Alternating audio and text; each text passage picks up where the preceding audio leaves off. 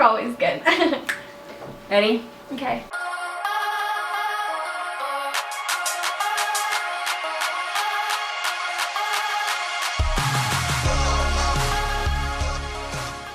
Hey guys! Welcome to the Honesty Issue. I'm Katie. I'm Sky.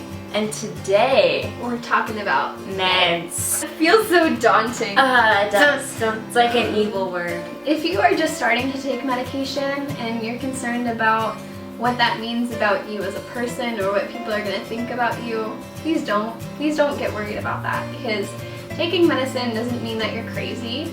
It just means that you're one of the cool people like us.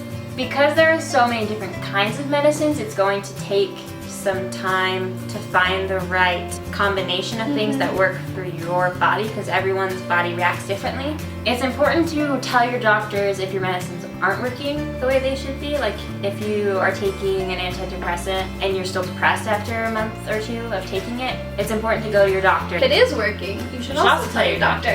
But sometimes your body will get used to medication and it will have to be adjusted every now and again. Like your dosage may have to be increased or maybe even decreased depending on how your body's reacting to it.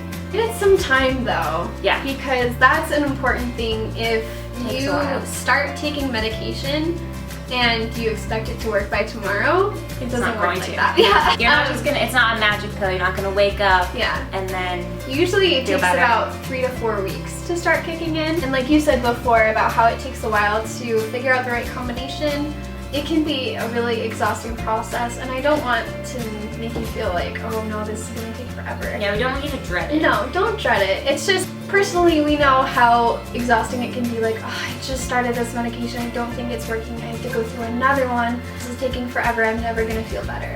And just because you're on medication now, don't be thinking that you can take extra and be cool and get away with that, because that's not cool.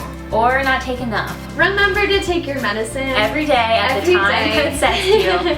Because believe it or not, once you start getting adjusted to that medicine, your body's going to have a hard time going without it, and you'll go through what my favorite thing in the world is, withdrawals.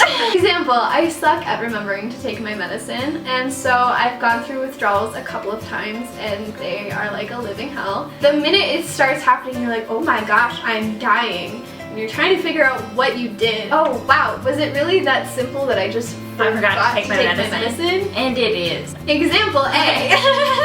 Ask Skylar, she knows all about it. Can I just tell you, please don't do that. Please remember to take your medicine.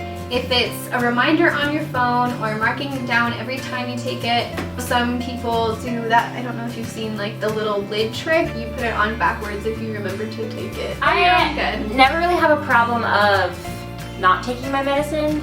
I usually have a problem of remembering to get it refilled when I'm getting low. I'll wait until the last day and get it refilled. Almost, you would say, as bad as not taking it.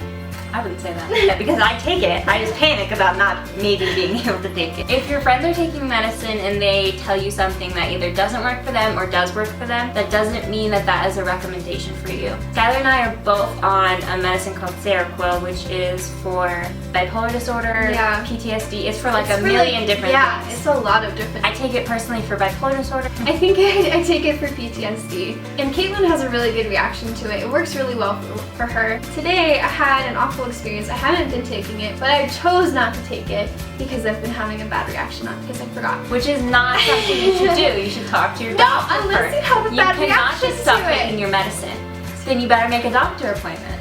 I thought I was having a heart attack today because that medicine gives me serious, like, agitating, restless legs. I was in class and I'm pretty sure the guy next to me was like, what is happening? Because I was like stretching my leg out in like different positions and trying to massage it during class. And so if a side effect becomes disruptive to you, please talk to your doctor about it. And the point is that just because something works for me does not mean it's going to work for Skylar. So just because something works for your friend does not mean it's going to work for you. Yeah. Because everyone's body reacts differently to medication. Yeah, and that also means don't share your medicine.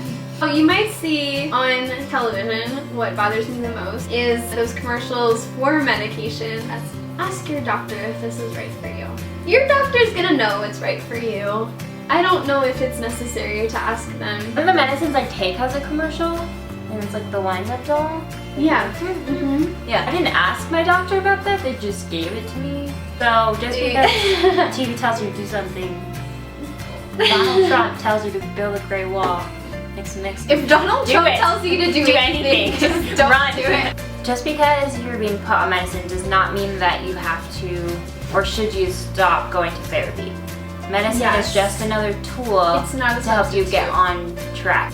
I know a lot of times we have trouble sleeping, especially when our thoughts are racing, and medicine can be a huge tool to help you sleep. You will not be able to function and go to therapy and get the things you need out of it if you're exhausted. Not gonna feel any better if you're not getting enough sleep.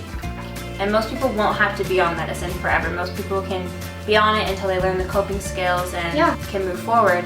There are some mental health disorders that require you to be on it for ever. Not forever, but for a longer extent of time. Like, I don't know if I'll ever be able to not take my bipolar medicine. But, and that's okay. Yeah.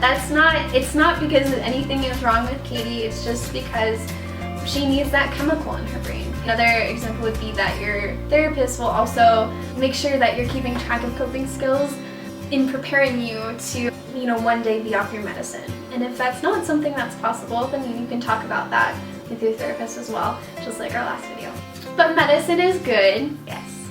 I know it's helped me so much in my life. It's not the only thing that's been helping me. I definitely would stress the importance of therapy and medicine together. I just see things a lot clearer, and it's nice to understand rational thinking where I know it's not a sickness that's thinking for me, it's me. That's been so good and so helpful in the recovery process. Anyway, but thank you for listening and being here with us. We love you so much, and we hope to see you next time, guys.